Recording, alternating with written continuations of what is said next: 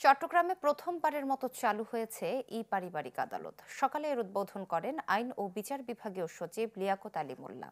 মামলা দায়ের থেকে রায় পর্যন্ত এই আদালতের সব কাজই হবে অনলাইনে। মূলত পারিবারিক মামলাগুলো দ্রুত নিষ্পত্তির জন্য এই আদালত। এতে করে মানুষের ভোগান্তি ও মামলা নিষ্পত্তিতে দীর্ঘসূত্রতা কমবে বলে আশা সংশ্লিষ্টদের। অনুষ্ঠানে বক্তারা বলেন, এই পদক্ষেপের ফলে ডিজিটাল বিচার ব্যবস্থার নতুন দিগন্ত উন্মোচিত হলো। তবে সুফল পেতে সংশ্লিষ্টদের মধ্যে তদন্ত এবং বিচার কাজে সমন্বয়হীনতা দূর করতে হবে।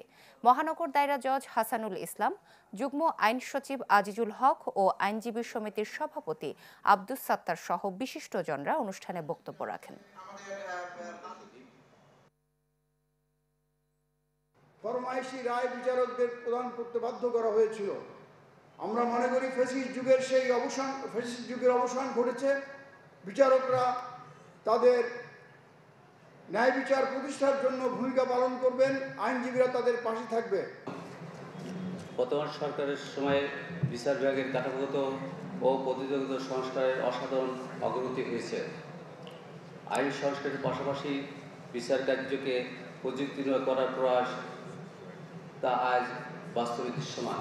স্বচ্ছতা, গতি ও জনবান্ধব সেবার কারণে এই উদ্যোগ ব্যাপক প্রশংসা অর্জন করেছে।